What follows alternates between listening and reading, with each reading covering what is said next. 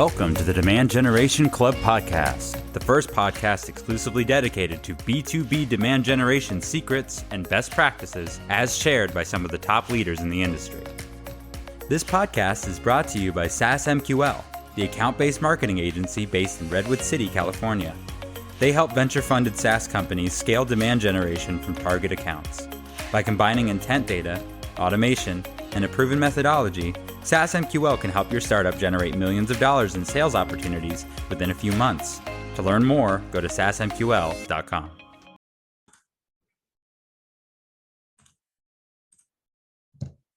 Lorena, it's absolutely fantastic to have you on the episode today. Thank you so much for joining us.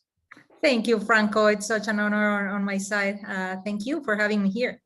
Perfect. So I would like to start right away to ask you about your background and how did you end up becoming the VP of marketing at Go Nimbly, and how was your career trajectory? Right. I think more than a title, my story is especially interesting because of the industries that I have been working on, not necessarily the title, even though now in my career, the title matches the responsibilities, which, by the way, didn't happen through my entire career, especially not in Silicon Valley. Long story short, my background is in product. I went for my bachelor's was in product design. I kept studying product in Latin America. Then I went back to Mexico and I started to work for NGOs. That was my true passion. I thought I was gonna make it as someone that would change the world, as every young person, I guess. And soon I realized that I had to pay my bills because I chose the most expensive city in the entire United States. And so sadly, NGOs were not gonna cut it. So I decided to pursue formal education in marketing because I knew how to create products and services very well. But I didn't know how to sell them necessarily. I never thought about marketing because I've been an introvert my entire life. And so when I heard marketing, the only thing that stuck to my mind was understanding the mind of someone, not necessarily control it, because I feel from the days that marketing was advertising, people had this misconception of, oh, marketing, it's a bad thing. And it's kind of a scarlet letter on you're controlling people's minds and people's choices. That's not the case. I think the good marketers are the ones that are almost like psychologists, where you really interact with the customer to a degree that it's so profound that you understand the pains of the day-to-day. So my first master's was in international marketing. And then I decided to go back to the highest level of design with my second master's, which was strategic design management, that taught me how methodologies like design thinking and human-centered design should be applied not only to products, but also to how you grow teams, how you grow revenue. And soon I started to manage teams. So I've been managing teams for the past 8 years. And as I was telling you, Franco, the interesting thing about me is that I have always reported to a CEO. I thought that was a normal status for a marketer. And today I understand that's not the case. But I have worked in every single industry that you can think of. And I ended up in SaaS because my current position allowed me to choose an industry. And I think SaaS, everyone that lives in Silicon Valley, they know someone in the tech space. They know someone in SaaS. And so when I heard about what the companies that were changing the world, literally, I said, this is a fantastic opportunity. Working for a consultancy, working simultaneously with these accounts is going to allow me to really understand the operations of all these companies and how kind of the back end of all these companies, if that makes sense. This is such a fascinating background, definitely like a very particular trajectory to SaaS. But so you've been at Go Nimbly for about 3 years now. Can you tell us more what Go Nimbly does so we have a better idea? Sure thing. Yeah, it's been a little more than 3 years. And what we do at the core of everything is we are consultancy. We consult on revenue operations, which means how to, number one, invest better and smarter in operations. And secondly, how do you spot revenue leakages through the entire funnel in order to better serve your customers? So it's a very customer-centric methodology, same thing as other methodologies that we've been hearing for the past 5-8 years, like account-based, for example. Revenue operations is just a larger spectrum of that because it includes not only the GTM teams, but also the operations teams. So it's a lot. It has to do a lot with alignment. It has to do a lot with how do you make sure that you are more nimble. Yeah, of course, that's why we chose the name, right? How are you more nimble in these hyper growth companies and these hyper growth stages? And can you tell us a little bit about your team there? What kind of the role you have? What help are you having internally? Yeah, I started as a single marketer, which was very interesting because I went through this path of like being the builder and then the maintainer many times in my career. But what was special about Go Nimbly was revenue operations was not a thing in 2018. So people were confusing it with business operations. If anything, the other 50% of people didn't even hear about the word back then. And so my job started purely in branding to make sure that people knew that revenue operations was not a buzzword. It was not a trend. It was not something that you just mention at dinner. It was something that could change the way we do business forever and that would disappear legacy operations. So that's where I started. Soon I realized that the GTM strategy that we had, mainly based on referrals, was not sustainable in order to hit the ARR growth number that my CEO at that moment had for the marketing team. And so we started to create, on top of the demand generation layer, we created an account-based program in order to kind of hit a bigger ARR number. And so I brought in-house design and content simply because I believe that it is true, content is king, engagement is queen. And so every single company needs to focus on how you nurture not only your prospects, but also your current customers with the right content at the right time. We live in the area of education, of resources. Every single person wants to know what are they buying into. And so if you provide that information and if you make sure that the 75% journey that it's supposed to be happening digitally before the customer touches sales, then you're already winning. But a lot of companies don't know how to do that process. And so you said you have the content person, design all in-house. Mm-hmm. Who is responsible for running like those campaigns that you guys started running after you joined? Do you have like a paid acquisition person or a marketing ops person?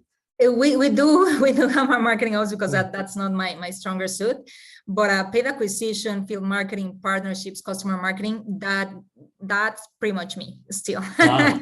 So I'm still the person that holds the strategy first and foremost, but ultimately I am very comfortable kind of putting my sleeves on and like getting my hands. Well, I don't enjoy that term, like getting your hands dirty. I don't know why people use it and I don't understand the term, but I understand it because I use it, but I don't like it because I don't think it's getting your hands dirty. I think it's playing with the cake, right? Like you're playing with the cookie batter because it's fun, because going back to the things that made you the marketer that you are today, for me, it's a privilege. And it's also a very humbling experience. Like for me, I didn't touch, for example, Google AdWords in 6 years almost. That's something that I did at the very beginning of my career. And I wasn't even the best at it.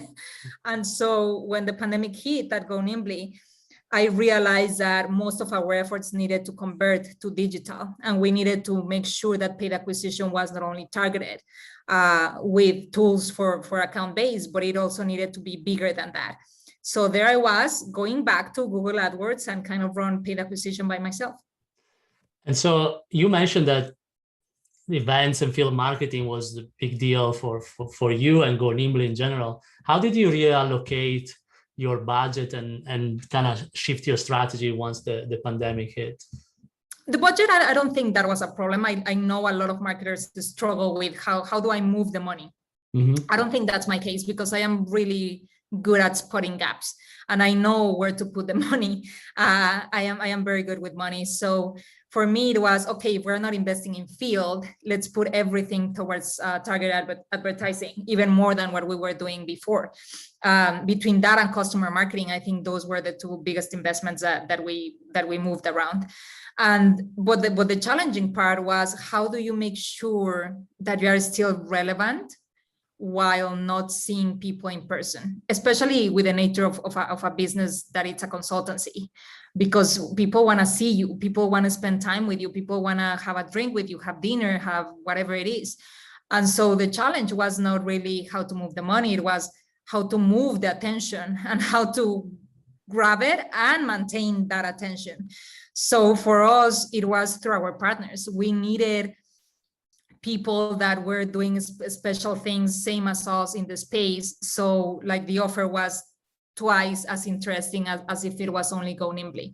So I think partnerships is one of those channels that proved a lot of people that, hey, there's something more than email marketing, let's say. And that's kind of the worst channel for me, because I'm just not that good friends with my email. But yeah, that's how we pivot everything. Which leads me perfectly into my next question. And something I was really interested when I was talking to you earlier is you have some very good opinion on how to better approach your prospect and customers from the very first interaction to all the way when they sign the contract, when it's time for renewal, and in their entire customer journey. Can you share some thoughts into that? Yeah, Franco, this is going to be a little kind of upsetting for a lot of people, because, for example, gating the content, that is something that for me, it was a no. It was an absolute no. We need to get rid of forms from the very beginning, like when I started Go Nimbly, simply because for me, having forms and getting content and those things, even though they allow you to be better at marketing attribution and and lead scoring and these things, yes, you need to have that. But for me, it was a decision between, do I want to be super analytical and have like pinpointed every single interaction of the customers, or do I really want to do an organization that is customer focused? Because in reality, this exchange or this perception of exchanging something, even before people have give you their emails, is kind of frowned upon. Like, people are like, no, why am I gonna leak my knowledge if they haven't even revealed themselves? I get it, but like at the end, I think customers are gonna come to you when they are ready, and if you don't provide the resources in order for that to happen, it's gonna be like, you can measure, yeah, if they were on your site, but that doesn't mean that they are gonna buy. Whereas if you track and if you remove the barriers of entry, they are gonna come to you and you're gonna know exactly who they are through, for example, conversational marketing, like other tools that are way more sophisticated than a form. And so I believe that's the way you can prove and provide value from the very early stages, pre-opportunity. So I am talking about awareness, acquisition, and all the way to cross-sell, upsell, and renewals. And in particular, I like this part, by the way, of removing the form, which is always controversial, because yeah, you lose something and you get something, right? You lose some attribution, but you offer much more value from day one without asking something in exchange. What is something that helps once a customer signs, or it becomes a customer, and now it's time in SaaS in particular to manage the relationship, because the first year is usually not profitable. So if a customer quits after a year, it wasn't a great thing to begin with. So how do you make sure that relationship becomes stronger every year? I think the days where customer support was the responsible for make that relationship last are gone, Because number one, customer support now, it's part of customer success. Customer success was not even a department 5 years ago, 6 years ago, 8 years ago. Today, they have a place not only on the strategy for the GTM, at least at Go Nimbly, we listen to them. And we try for our clients to also listen to customer success or their account managers. But I think the responsibility is in them, but the work is through the entire go-to-market team. So if you bring customer success before close one opportunity, your chances of knowing that customer are higher, way higher. So the moment that they are going to renew, everyone is already informed of how ready they are, if they are going to get stuck in paralegal, if they are going to, like, how much you can squeeze from a contract, if you can move to other territories, or if you can move to other instances of the same business, which, for example, happens with Go Nimbly a lot. We generally penetrate through one department, and then we slowly but surely we impact other departments, so the way we can become their operations teams. Do you typically recommend for sales to manage the renewal or customer success? So should they bring someone from sales when it's time to negotiate and talk renewals, or is it better to maintain the relationship at CS? That's also super controversial. My personal opinion, it should be sales with the help of CX. Because sales had that relationship from the very beginning. But to my point, if you bring customer success early on, it's going to be like a real team effort. But who is going to be the one that goes and makes the calls and makes sure that the thing is happening and that they close before the end of the quarter and those things? It's going to be sales. It has to be sales, because they have the energy, they have the muscle, they have the thirst. They are hunters generally, so they are going to make sure that you sign the damn thing.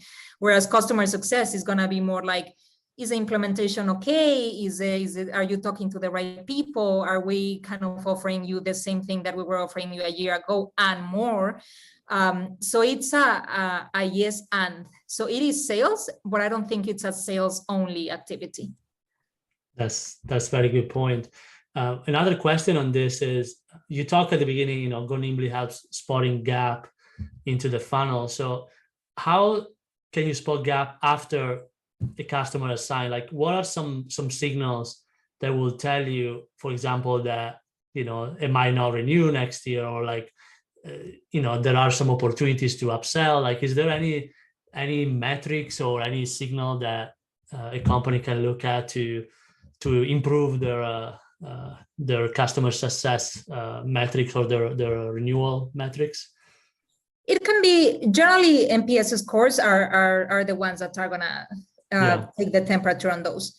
However, for example, at Go Nimbly, we don't have a formal NPS because we are small. We are very large for a consultancy, but we're small for a SaaS company, if you compare us to a product company. But so if you are kind of a small team, make sure that you talk to your account managers, or in our case, our project managers, because they are gonna know they are gonna be the ones that know the red flags. And so if those go into the CRM, the entire organization is gonna know when there's an account that it's gonna be, that it's at risk of churn. And if it's not churn, probably it's gonna be it's gonna be shrinking. So those things are like human interactions. So those are going to happen. You know when you are not delivering. They are going to tell you. Your customers are going to tell you right in your face when they are not happy. The only trouble there is how effective you are communicating those moments. The same thing as the interesting moments that Marketo has in their platform. There should be something. Marketo, are you listening to me? This is an implementation. There should be the same thing for the scary moments instead of the interesting moments. Why we can't bring the scary moments where like a customer is not attending meetings, or a customer is getting late to meetings, or I don't know, like testimonials. There's positive testimonials, which is why companies like you2 exist, but also there's negative testimonials that you should be recording, yes or yes, because those are going to be informing you what to change. So that's my point on that. I think marketing has been too much focused on the positive, with like the interesting moment, like you said, and there is no scary moments, Of course. which would be a really cool feature if they had in Marketo or HubSpot. Right? Yeah. There needs to be something that tells you when you're not doing well. So now it's kind of like under a carpet, Exactly. like everything else. Awesome. So the other thing that I really like from our conversation and I want to touch upon is about your marketing relationship with the sales team. You also there you have some very interesting point. What do you think are the 3 challenges or 3 issues that might seriously affect or compromise marketing sales alignment? Oh my God, Franco, the amount of times that I have talked about this topic is impressive. And I always say it, like, it shouldn't be that hard, people. Like, yes, marketing and sales are misaligned. Oh my God, yes. Yeah, it has been like that since day one. But if you ask the why it started, that's factor number 1. The focus on lead generation for the sake of fixing volume. If we think about that and how it started, like if we go back to 2004, 2007, even 2011, where we didn't have the technology available to enrich accounts, to enrich lists, and you had to do that pretty much manually, or you could outsource someone in a foreign country overseas and to enrich that account list, and hopefully that would pass your marketing automation system. Like back then, the job of marketing was, okay, get the list, do the campaigns, and then pass it to sales. Hopefully, I'm crossing the fingers that those accounts are going to convert. Okay, that's marketing. Then sales. If we put ourselves in the sales shoes in those years, of course, Franco, sales wouldn't like to work with those accounts. Who on earth would like to talk to a customer that was never even nurtured with any type of program, with any type of information? Of course, nobody wants to talk to those accounts because it's just annoying. Like, they are not even going to pick up the phone. So of course, the misalignment started. Sales, that's a moment when they started to say, you know what, like, these leads are trash. We don't want to work with them. And then marketing is like, but I did my job. They told me to bring 100,000 leads. I delivered you 90,000. Why are you not working them? It's not about working them. Because if you try to convince or force someone into seeing your product when you don't even understand the need, that's a problem. So again, factor number 1, the focus on lead generation for the wrong reasons. I am not saying let's disappear lead generation. I am saying do it in the right combination, in the right amount, and with the right value proposition from the very beginning. The second one for me, it would be humanizing your systems. And what I mean by that is, most likely your CRM is going to be dirty, very, very dirty, because it can be as good as you want, but it can be also the worst thing that happened to you, because at the end, it depends on the human element. It's a person inputting the information. It's a person updating that information. It's a person administrating and making the entire architecture of your fields.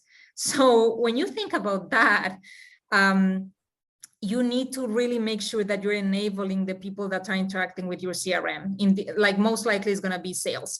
So if you don't focus, even if it's marketing doing the work, or if it's sales, or if it's customer success, it doesn't matter, but you need to have someone that makes sure that the sales team know exactly what are the processes to input the information, so everyone has access to updated and clean data. So you don't have to scrub it and kind of massage the data like 3 years later when you're already in Series B. So that's the second one. And the third one for me, it would be why misalignment happens, because you are not looking at the same thing. So if you have different intentions and different KPIs, of course, you are not going to be in the same room. You're not going to be in the same channel, because if sales is looking at revenue impact metrics, such as pipeline creation or impact to revenue in cross-sell and upsell, and marketing is still focusing on how many impressions they had in the website, we have a problem. You can't communicate effectively. So what would be the solution for that? I think make your marketing team a revenue marketing team. keep the temperature, keep an eye on the vanity metrics. You need to know what content is being consumed. You need to know the engagement with your socials. Yes, but it's only to a certain level. And that's kind of an internal metric for us. You need to be in line with the entire revenue team, so your DTM teams, to kind of look at the same exact KPIs, and hopefully those are tied to revenue. And have you ever had the problem of, who is taking credit, quote unquote, for certain opportunities or pipeline generated? That's something that happened to me in the past, not frequently, luckily, but, marketing and sales trying to fight for who will get credit for certain deals or opportunities. Yes, you will be surprised how often that happens. Because again, you want to prove value to your organization. There's a reason why they hired you. And especially in a remote world where you are not at the office, like showing that you did your 60 calls. Of course you want the credit because you want to look good in front of the people that trusted you.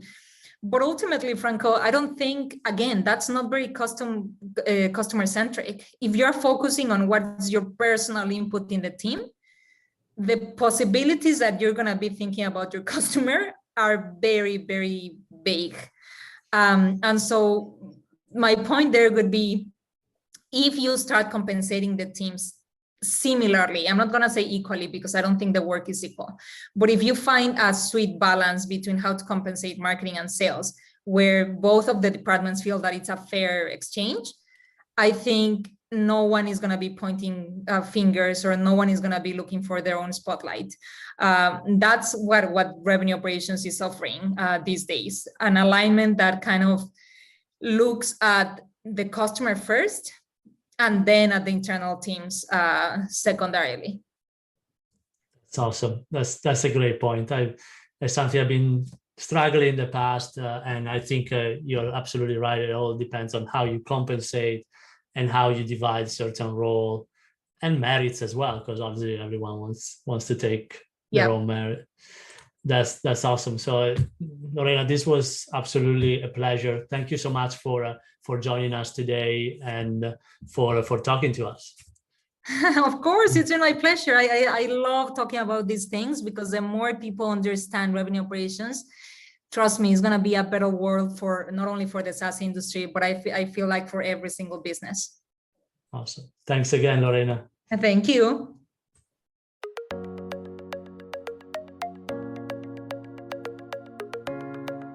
That's a wrap for today's episode of the Demand Generation Club podcast. If you're curious about how we're landing enterprise deals and unlocking millions in recurring revenue using account-based marketing and integrated direct mail campaigns, check out our website, saasmql.com.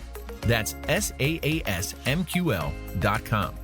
We share tons of content every week on tried and true strategic ABM initiatives that actually generate pipeline from enterprise accounts. Thanks for tuning in.